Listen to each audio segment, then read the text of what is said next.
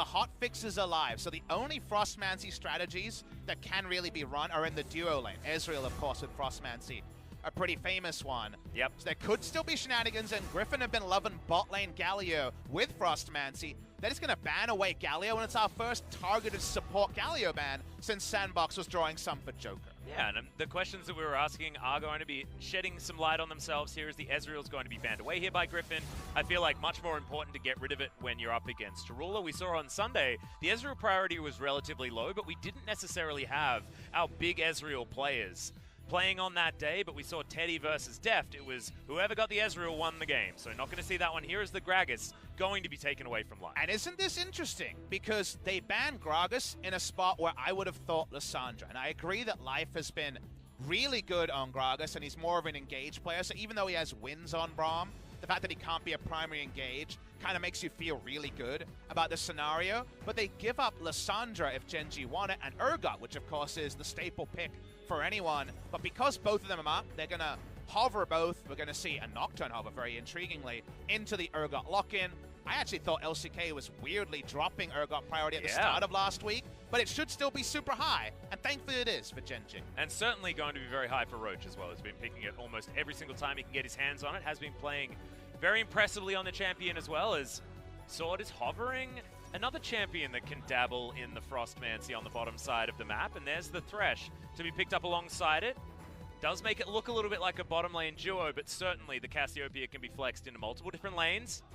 I love this. The Yasuo are going to be locked in from Gen.G, and does this mean a bottom lane to come out, because the Alistar is there as well for life? And this is something we were talking about off screen, is that Yasuo priority by midweek last week was going way up. Oh yeah. And bot lane Yasuo is being invested in pretty reliably. I think there's some matchups you really like it into. I think Ezreal is a really good matchup for Yasuo, but we'll wait and see if it does end up being two first-round Awesome Dude duos on the bot side. Ruler has still never played an Awesome Dude in competitive play. He's only played AD carry, so this would be a big movement away for him. He still hasn't played a Cassio game. He never played any of those other non-AD carries last year. So the first thought is Fly, but given that Fly isn't a standard Yasuo player, do we see history made today in one way or the other? Certainly could be.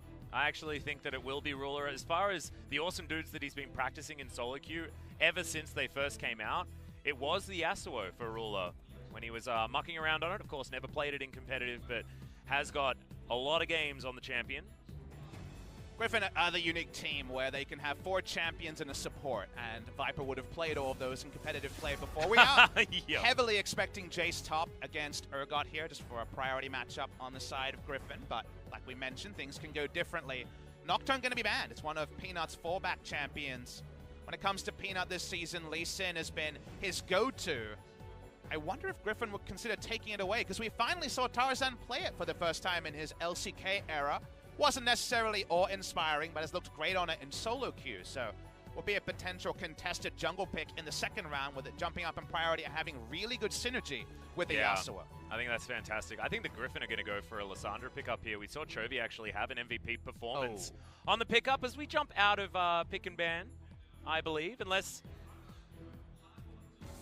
Oh, okay, so a little bit of an issue there, but I think we are still here. We are still here. We're all right. Don't worry, guys. Hold me. Olaf's going to be banned away, and that's an insta-lock. Extra hold me. I'm not sure about this one. Yeah, I'm not sure about it either. So let's see where this is going. The Urgot matchup is one that I've definitely been, on paper, a fan of, but actually with Executioner's calling running around, this matchup's going better and better for Urgot, so Sylas mid might actually be the flex here.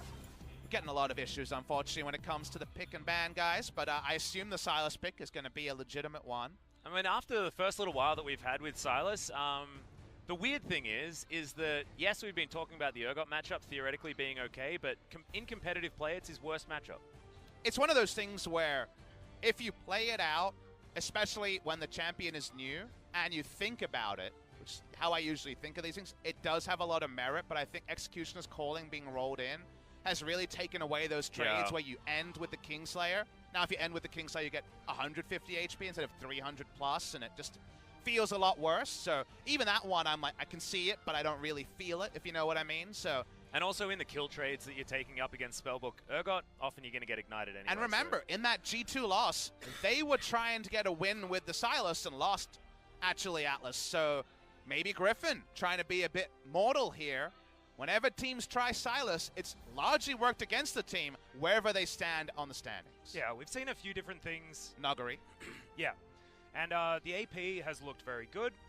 In fact, the region that's played the most Sylas at the moment is Japan. With a whole bunch of games. OPL as well, already. right? Yeah, so 6 for the LPL.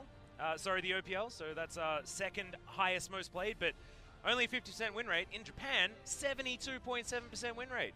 They really like their Sylas, and they're playing it a heck of a lot all over the Rift. If you look at, and you actually have Games of Legends open with the different regions in Sylas, I believe there's no major region with a 50% or better win rate on sites. All these play-in regions that are getting good value out of Sylas.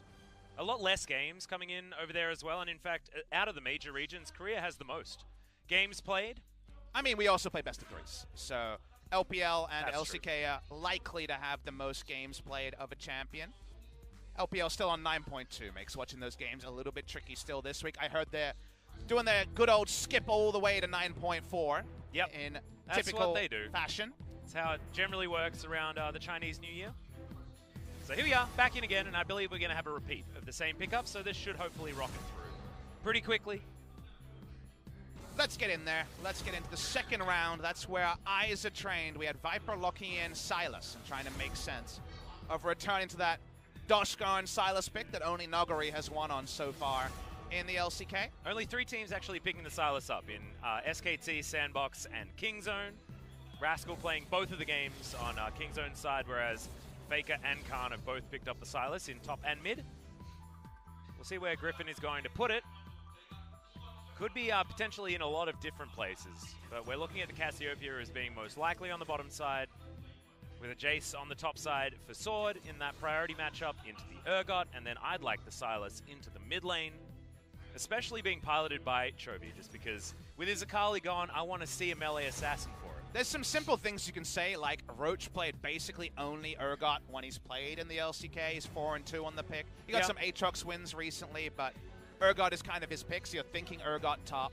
We're gonna get to the second round because, again, there's never been anything other than 80 carries played by Ruler. It's actually a huge thing. He was the last of the 80 carries. I had that last of the Mohicans meme that I tweeted out last season. He was the only standstill when Prey, Bang, and everyone else was returning to the off-meta stuff. He refused to go there, so it'd already be a statement for him against the prototype of awesome dudes, the prototype of non-marksman. The Darius player. He played Darius most recently. Unlikely he can fit into Darius if Sylas is actually locked in here. We'll wait and see if the Sylas pick was legitimate. Hey, well, I mean, the Sylas is most likely going to be locked in here by... Oh, actually, no. So, it wasn't actually a legit pick. Good to know. Okay, no Sylas on the side of Griffin so far. It turns out that was a misdraft. We're going to be going into Aatrox territory, which now makes you wonder about who the bot laner is, because Aatrox probably going into the Urgot lane. Yeah, and also could be going into the jungle as well. Actually, since the Umbral Dash changes, I've liked him more as a jungler rather than a top laner. It's Fly! Finally, someone other than BDD has done it as the A-Soul to be picked up for the mid lane for Gen.G. That's what we've been looking for, the dragon we've been waiting for. BDD was the entree, but the main course, sorry NA fans, the real main course here is definitely going to be Fly on Aurelion Soul. But Papa, do you know what this means? This means absolutely everyone can set Ruler up for a last breath. Absolutely everyone. Voice of Light can throw them all backwards. Yasuo can jump on top. The answer is going to be that Sylas, as Viper has it at the moment. But I have a feeling it's going to be going into the hands of Chovy. All right. Griffin have one hell of a team composition. And here we go. We found comfort, finally, Atlas, on the side of Gen.G. But amusingly, Ruler is the one who's conforming. Everybody else is on close to ultra comfort. Life is a playmaker. Peanut is a Lee Sin main. Roach has found most of his success on Urgot. And finally, Fly brings back Aurelion Soul. Knock-ups are plenty. And Ruler in the late game will profit off them. And what were we talking about before? Getting Peanut onto a priority champion, onto a champion that he feels the comfort on, Fly as well. How can he be on Lissandra and, like, have a decent game? Well, it doesn't actually matter. He's on ultra comfort now. In the Aurelion Soul, finally able to play it here in 2019. A lot of very exciting adjustments that Gen.G have made coming into this game, and Griffin have thrown a hell of a lot of gauntlets with this composition. Definitely, you look at Gen.G and say, man, some nice synergy here, and Fly on a pick that he really made his name on when he returned from China back to, at the time, KT Rolster, where he was starting mid laner. He was big on the Aurelion Sol pick, brought it to Longzhu, brought it around the world. He's finally back on Aurelion Sol after BDD has played 2 games of it. Can he actually find a relevant performance on a champion that is not Lissandra? Is something we are waiting to see in the 2019 season. Meanwhile, Griffin have gone for the sort of comp where you look at the picks and say, oh, I could see this losing. Oh, other teams haven't been able to win with this. Yeah. Tier list-wise and top region-wise, Sylas hasn't been winning. Can Chovy make us a believer? Can Griffin find the victory in game number 1? Well, we'll find out right now as we hit the rift.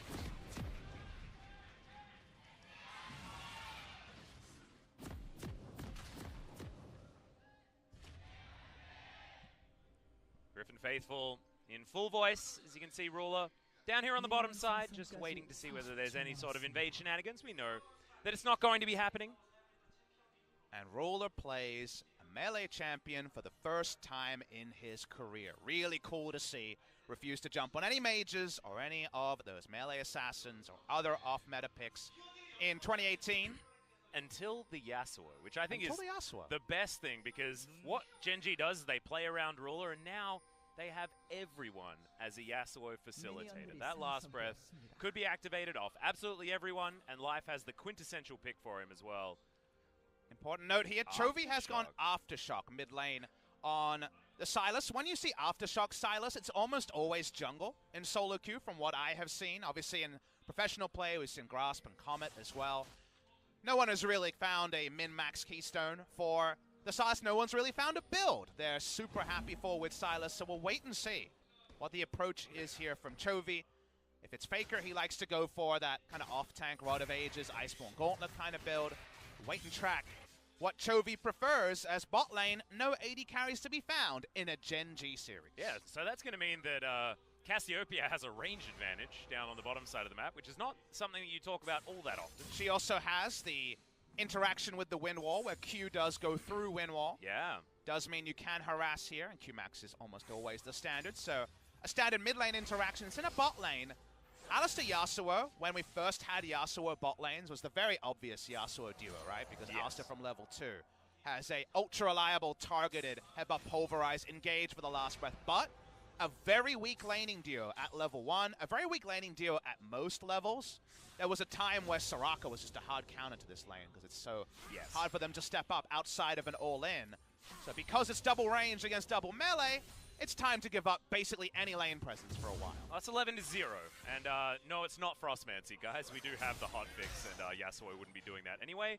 Double Relic, though, means that they're going to be very healthy down here, as Ruler and Life just wait for the minion wave to turn up, not in any rush to get anything done, and they've got a decent amount of vision already as early wards placed down in the river. Tarzan already taking the Rift Scuttler and heading back into his jungle, as Aatrox jungle was what came out from Griffin in the end, which is understandable based on what we've seen so far.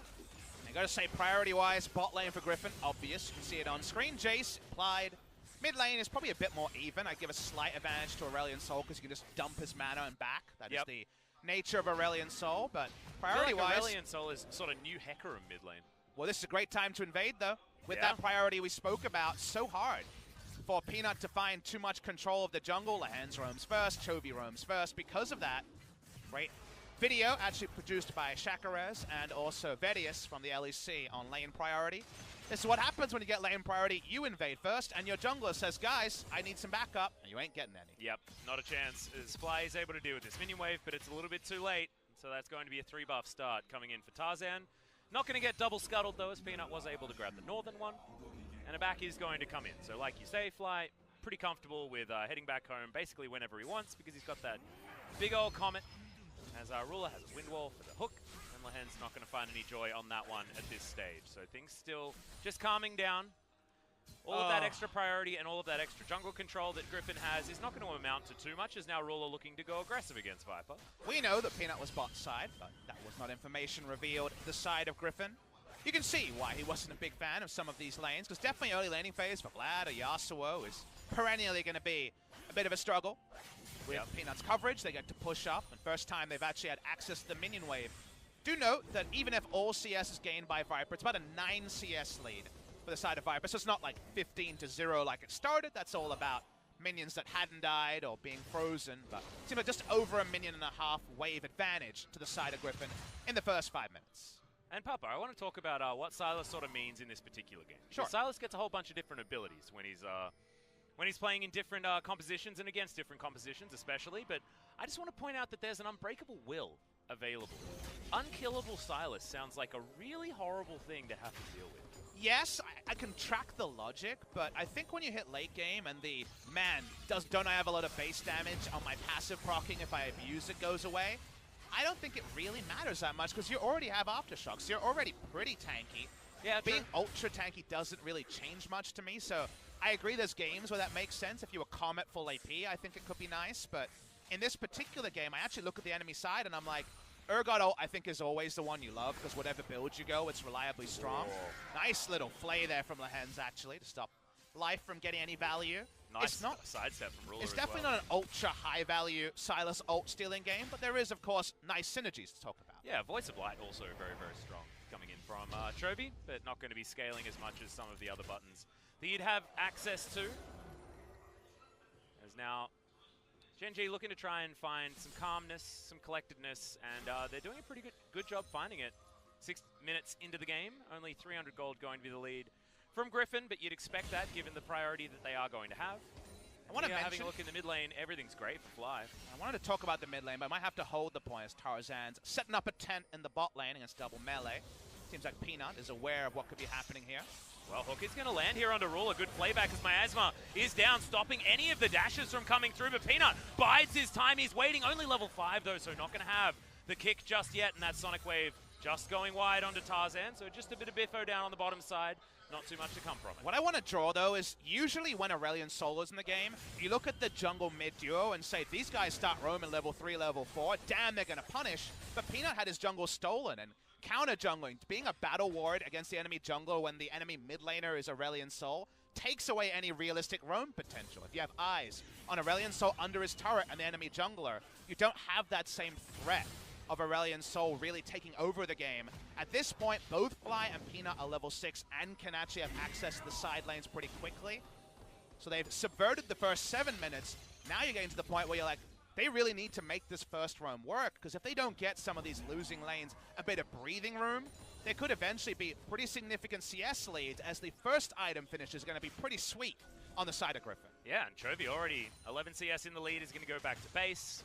Finishes off a Catalyst, so it looks like Rod of Ages could be item number 1, unless he wants to go for an Abyssal Mask, which I guess kind of works on the Sylas as well. Haven't seen it so far. It's been a lot more the Tank Echo type ideas with the Iceborne Gauntlet and things like that, but top side of the map is where you generally see that, so Chovy going to be changing things. You know, Faker was building a little bit more tanky from the mid lane when he picked up the Sylas as well. But in solo queue, he was actually commonly building Rod of Ages, and you look at the team and say, yes, it gives his Cassio more damage, but the enemy team is 1 magic damage threat, and it's a roaming magic damage threat as well, so I think the Abyssal Mask has pretty low value overall in terms of how the game is going to play out, which is going to be Sylas in the side lane with Teleport, so probably going to be Rod of Ages. Here's that all-in. Aftershock procced, and Fly says, well, not much I can do.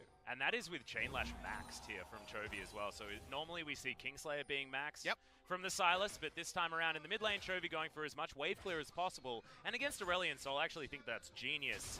Being able to get lane priority against the Dragon, prevent him from moving around the map willy-nilly. And if you're out there saying, okay, I still don't really understand Sylas in a solo lane with Aftershock, maybe Rod of Ages, give me another champion, Papa Smithy, to point at.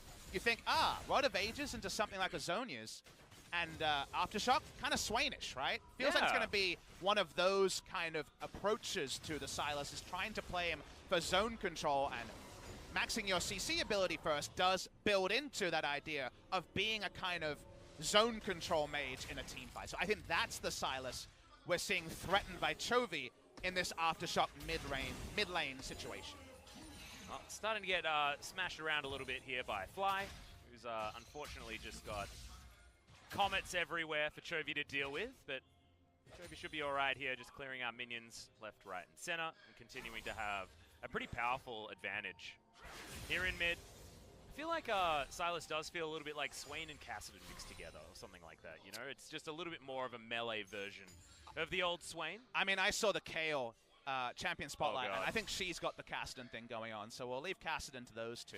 I think it's the Cassidy of a few years back when he needed to be on the ban list every single game. Yeah, look, we haven't seen the numbers or how it plays out, but certainly you see the level 16 passive, and you say, okay. Yeah, you look at a kit like that, and you're like, oh man, this better have some very tiny numbers, otherwise it's going to be busted. I would give Riot the benefit of the doubt for trade-offs, but then Akali happens, so we'll wait and see if they have their eye in on that one. Zooming into the mid lane, where we finally see some action. Tarzan ahead of the play. Yeah, well, Peanut's actually just going to safeguard all the way over. Kick stolen here by Chovy. Can bounce each other back however often they want. But Tarzan's going to turn up, and that means that nothing doing really. And Dragon Rage is picked up by Chovy because I feel like he wants it for a potential roam play. Peanut moving down, last breath, onto Viper, who takes the lantern, but it's in the wrong direction as Ruler's now in trouble. Oh, Viper, he whiffs the ultimate, and now Ruler's trying to chase after him. The Q going to land, but it's going to be onto Tarzan as he's going to live. Viper's okay, and the kill actually comes down for Tarzan. World Ender's in there.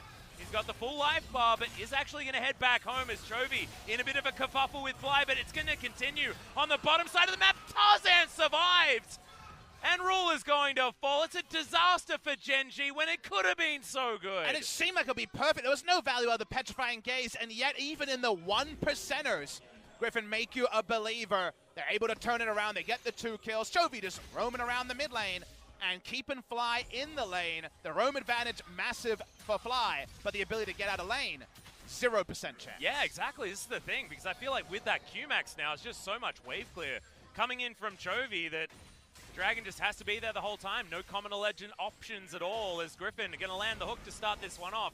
But watch where the Petrifying Gaze goes. It's very bold. Remember, Lehens opens this with his jungler nowhere near onto the Alistair as ultimate. That's the curious part.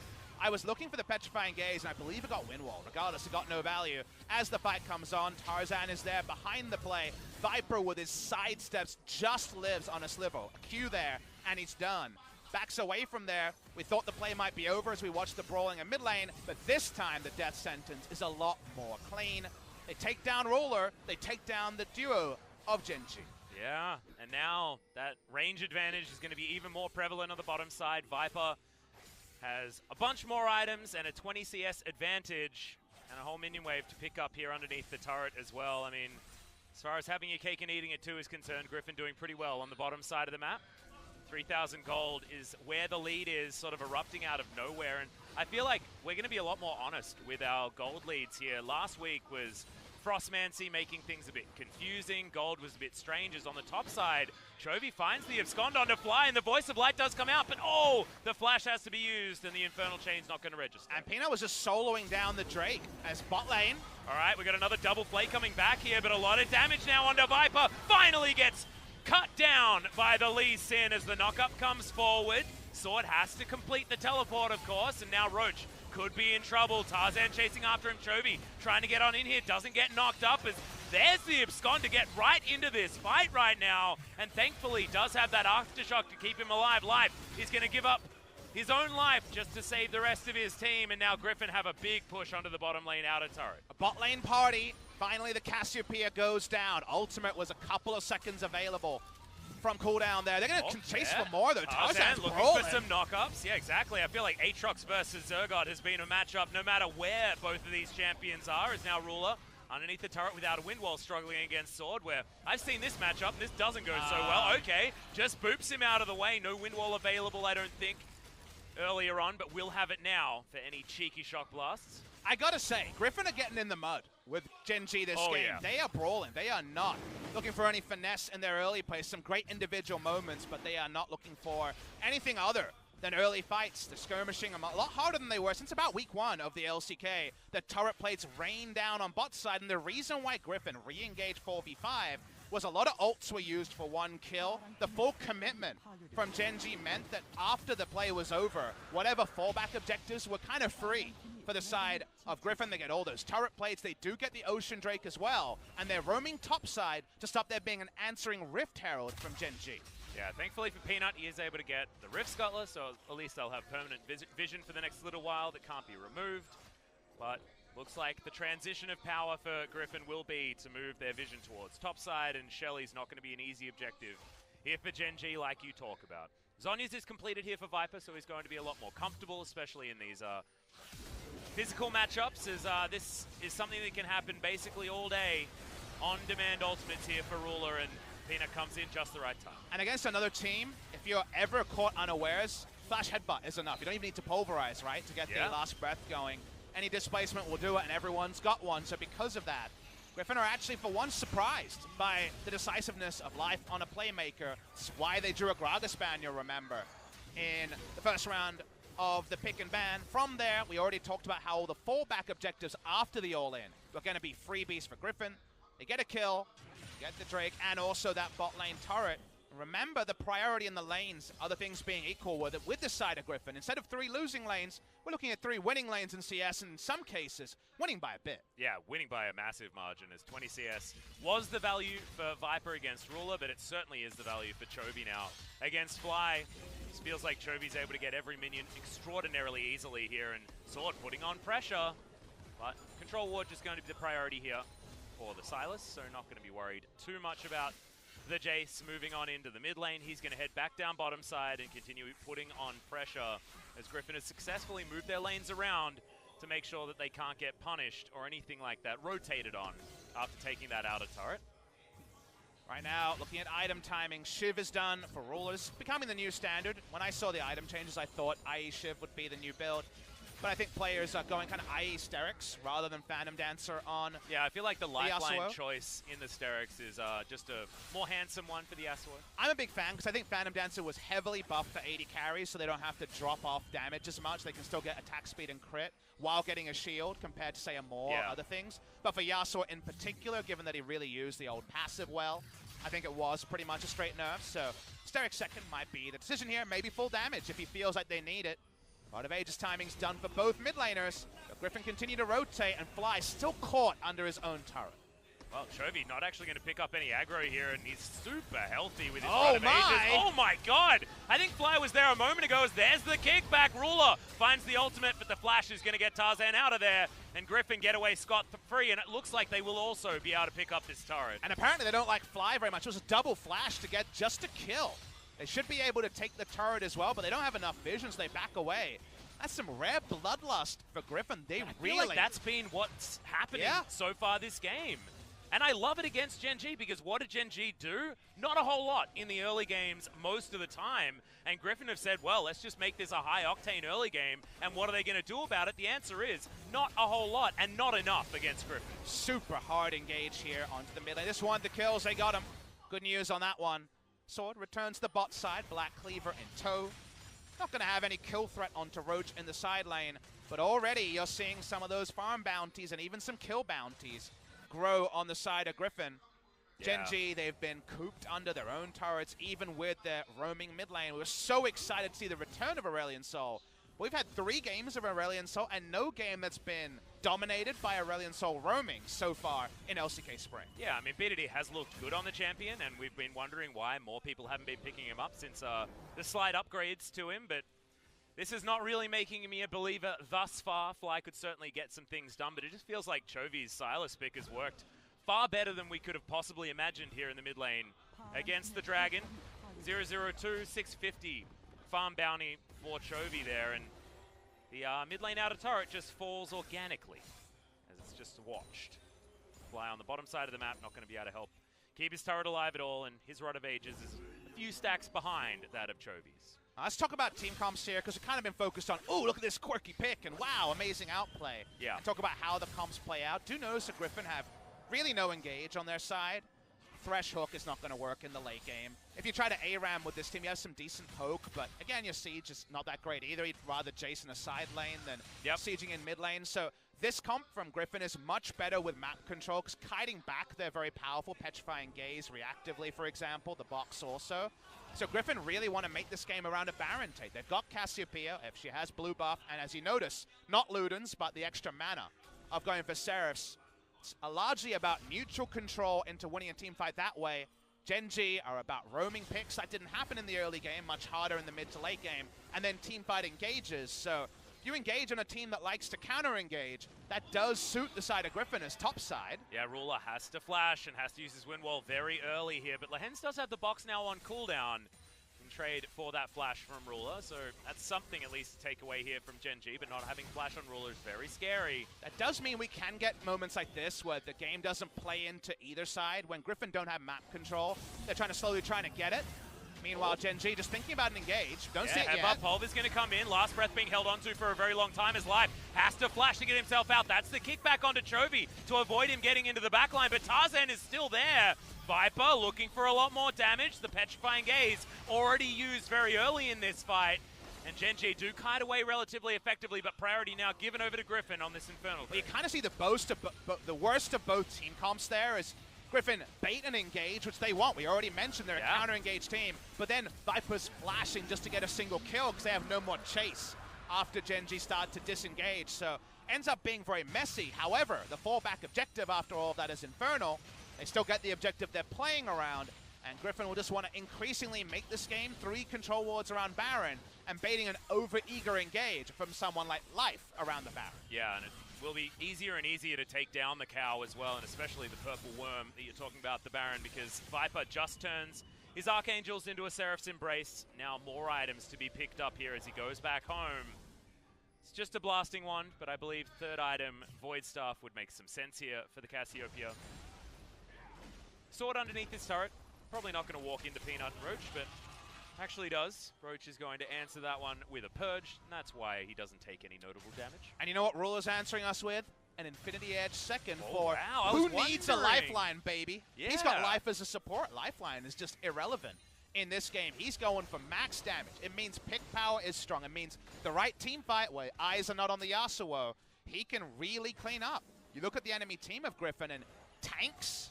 I mean, they don't really have a real tank, right? On the side of Griffin, a lot of off tanks, Aatrox passive, and Chovy with Aftershock, but no hard tanks. So given that, and Magic Resist being the second item choice of Chovy, there's always an outside chance that even 5,000 gold behind, one Yasuo fight can do it. Now, you're asking for a team fight victory against Griffin, and they don't seem to lose team fights ever after 20 minutes, but there is at least a slim win condition, which on another day, Gen.G may never have been granted against this opposition. Yeah, precisely. Very excited to see whether Ruler can make it work, and I actually love this about this particular build on the Yasuo as well, going Static Shiv.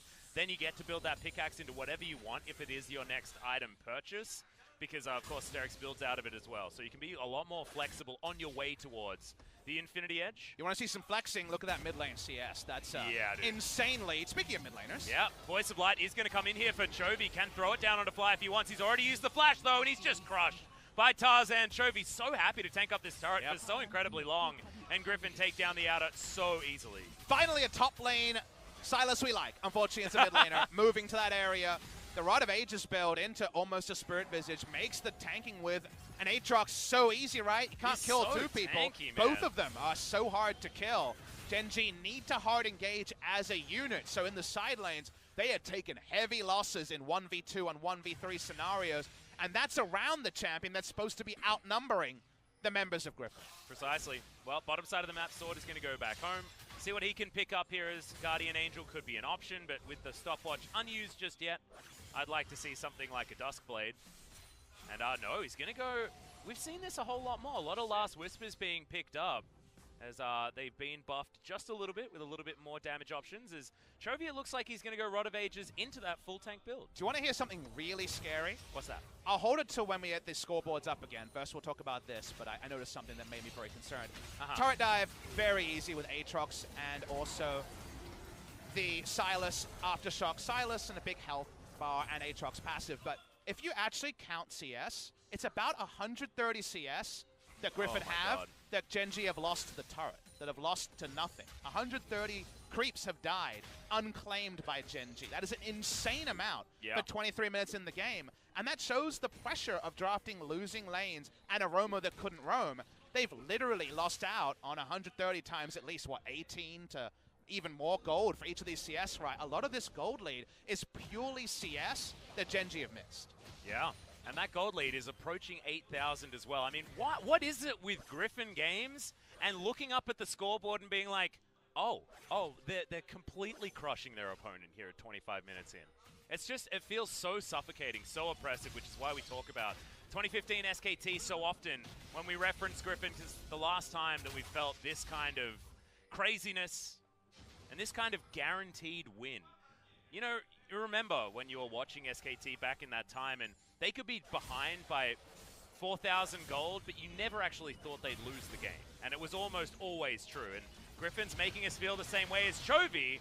Has to flash to get out of the way of Roach's ultimate, but now he's continuing this fight as Tarzan diving forward. Infernal Chains means that the Asol is going to go down, and Chovy grabs that kill, and now Life. Nice double knock-up, but has to flash to get himself out. There was no way Ruler was diving in with his ultimate on that one. He's got his new Infinity Edge, but no way to use it. Aurelion Sol was supposed to be the ace in the hole, the ace up the sleeve, but it hasn't been that way this game. He's been so well held, even though it's the first game we're seeing of it from Gen.G. So well scouted by Griffin, and now, damned if you do, damned if you don't, they have a full engaged team, and they're getting split pushed, and they're losing Baron. Yep, it's a 4v4 here around the Baron pit, and in the meantime, Sword's just on the bottom side of the map with a teleport available, knocking on the front door. Griffin not wanting to actually go for this one, but they're just keeping Gen.G busy. You feel like they may as well as Life. Gonna get the headbutt back onto Tarzan, but Tarzan just straight up doesn't care. World Ender not available just yet, as Chovy does have that unbreakable will as Peanut dives into the back line. Can he actually get the work done as Viper is into his Zhonya's, but he's not going to last for too much longer. Double kill now for the Yasuo as the knockup comes in. Chovy, extraordinarily healthy. Oh my god! What is this damage potential? And he's not taking any of it. The Kingslayer gave him almost his whole health bar back as Sword just kills Fly underneath his own turret. It's one of those in the meantime stories, and Chovy ain't finished yet. He's going to get rid of the Urgot. It looked like it was the best possible scenario for Gen.G. Ruler almost popping off, but he doesn't. And we got to see the scientific experimentation. You asked, all right, what about stealing Alistar? Oh, what will it do? Oh, it man. didn't help him kill people, but it bought so much time where he couldn't die, and he was doing relevant damage. For Sword to split push, kill the Aurelion Sol a second time in the same passage of play, and get the inhibitor, it may not make him a murderer, but damned if it doesn't make him just the tankiest guy ever. Yeah, exactly. And also, you get a bit of AD off that one, and when you've got a Sheen with you as well, I mean, you're going to be double dipping into that. I don't think Griffin should be allowed to double dip. It should be single dip for Griffin. Everyone else can double dip. Exactly. I mean, he didn't look at the rules on the packet of Doritos, I don't think, Papa Smithy, is there's too much dipping. His Sword, yeah, that's a very, very dead dragon.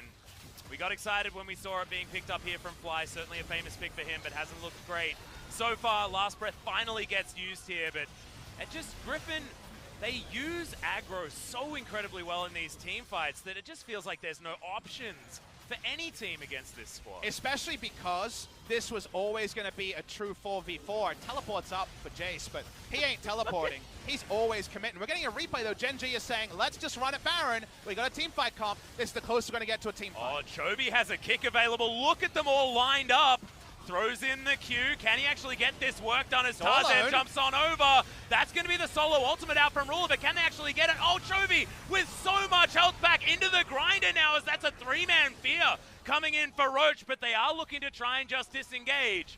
1-for-1, and good God, this Sylas tanked up the whole Gen.G squad. And Griffin staying around the Baron. The Sylas bought a lot of time, but that was a great move by Gen.G. You remember last week, we were watching games where we said, the team's only win condition is to try to roll at a Baron. They got a kill and backed away. Today, Gen.G say, we got a team fight comp and we lost our bot lane inhibitor, the one furthest away from the Baron. We're never going to get a 5v5 fight. We have to suicide Baron and take the turn fight even with lower health bars, because we're never going to get anything else resembling a 5v5 team fight, and our comp doesn't do anything else. They end up with a 1-for-1, and while that isn't a game winner, because they're already so far behind in gold, that is still the best macro play they could make at 28 minutes into the game. So credit to them. They made a lot of mistakes in this game and this season, but this was the best they could hope for. Yeah, I completely agree. As look at this. Look at Chovy just tanking this for so incredibly long. Gets the kick onto Roach to bring him out of there, and I don't know whether he's almost able to get another ultimate here towards the end, but gets put in the grinder. And that was actually a 4-man. Think about the same fight with one more item on all the carries on the side of Gen.G, and you say, huh? If that Sterix was in there for Ruler, if a GA was on top of that, if this Yasuo was popping off a little bit further, yeah, you're exactly right. It's a very different story. However, it feels like all the stories in a Griffin game are written by Griffin. Just remember, if the game becomes about 5v5s, which I already said that Gen.G are all about, super knockups and a Yasuo, you've got Tank Silas. We know he does a lot of tanking. He doesn't do a lot of killing. Yeah. We have Viper, who has been pretty well shut down. Of course, gap close onto him, and CC makes Cassio's job as a mid-range kind of machine gun mage unreliable. Jace, Aatrox team fighting, you know, like, okay. Yep. There is still team fights in the ultra late game that Gen.G can win. And this is after Griffin had a massive start to the game. There is 3 items on the Yasuo. I think Griffin need to get this game done in the next commitment, the next 5v5, the next 4v4. Otherwise, the ELO heaven is still there for Gen.G in spite of a rough start. Oh, you're talking about the next 5v5. Griffin are putting themselves in position to try and get there as Infernal Chain not going to find Ruler. And Shock Blast, these need to land from Sword to soften up the members of Gen.G before these fights. Chovy clears out the minion wave though, and Griffin move back towards the Baron, and Gen.G need to be careful. Minute and a half on the Infernal Drake. You can imagine that Griffin will move over and try and take that one down. As Tarzan, another Infernal Chain lands, as it's another ultimate from the Alistar picked up here from Chovy, and he's going for the initiation. Wants to find some extra knockups now as Life's going to get the headbutt back in. But Chovy has the Unbreakable Will, and it's both of the Unbreakable Wills just trying to tank up, and Chovy's is so much better. Miasma is flashed into, and now Ruler's trying to kite this one back, but it's just not going to work. The Aurelion Soul once again going to go down second. It's a triple kill coming in for Sword, as Chovy's found Peanut once more. Flashes over, but Blastcone is going to keep the Lee Sin alive. Shock Blast, Sword's hunting for it. Can he find it? They're going to be able to win anyway. Yeah, they're going to jump in through the bottom side of the map, and it looks like Super Creeps, as they prepared earlier, will be able to finish this game. That'll be the game ender. In the replay, you'll see that there was actually a big disagreement, a mistake from Gen.G in that fight that cost them a lot. It's not going to matter. Griffin win when they need to. They needed to win before the Yasuo was truly online. Turns out they get there, but perhaps only just. Yeah, but I just loved how they adjusted their play, not to the composition they're against, but to the team that they're against. It was almost mindless aggression. It was almost like sandbox levels of early game power from this Griffin squad. Not something that they've demonstrated so far, but something that works very well against Gen.G. A beautiful win here. And Chovy knows his role. He takes Alistar ult and says, I'm just going to get in the back line and let's fight now, not later, now. And he can force that because he's in 4 people's face and doing some relevant CC and damage. When we get the replay, you'll note that in this team fight, Alistar flash pulls 4 people, and Ruler doesn't take the ult because he's still trying to kill the Silas in front of him. He does not commit when Alistar is hard committing, and that already is a problem. Life's life, awkward to say, is completely void because he's going in and he's not getting backup, and you can't make a split call when the game is going to be there for you later and is being forced to be played right now. Yeah, exactly right. So was tanking, was doing a great job in the back line there, was Life, and you thought theoretically things could go well, but Silas doing the same thing with a whole bunch more money and such a gigantic gold lead. I don't know whether this really changes our opinion on what Silas is and what he does here in the meta so far. I feel like we need to see more wins from him and understand exactly what he's good at, but certainly looked better coming from the mid lane here in the LCK than it has on the top side of the map, even if Nogari's got a couple of wins. And again, felt a lot like Swain to me. Yeah. But Swain mid lane matchups and kind of Tank Echo top lane matchups, if you think about it and take a step back, they're not that different, right? No. When you think of lane identity, Rod of Ages into off-tank, Spirit Visage, Iceborne Gauntlet, Zonias. That's what Faker was doing in solo queue. He dropped the Rod of Ages for competitive play. Damn. Looking over the numbers, and you get those base damage procs in enough, and apparently it adds up. Chovy able to win with any champion. Griffin goes 17-1. So that means if they were playing in the LCS, they'd be done. And 17-1's a pretty good scoreline. And the other thing that's really difficult is it Silas that's good, or is it Chovy that's just too good? Oh, it's so hard to work out, man. I know that if we had LS here and we could let him chime in, he'd be like, no, Griffin are too good, Silas is still a rubbish champion. But I don't know. I feel like it did work out very nicely, and I think that you've got to have a look at your opposition and then last pick the Silas instead of what, SKT were doing with the Silas, where they were picking him very, very early in priority. So maybe that's going to be the option here for Silas. If you see a whole lot of high-value ultimates, that's when you can pick him up. And if you're feeling the turret diving with that aftershock, damn was he tanking, and damn was it effective. Yeah, feels like the best one we've seen so far. It's our 3rd keystone for Silas. Will we see another one? We'll have to wait until after the break for game number 2.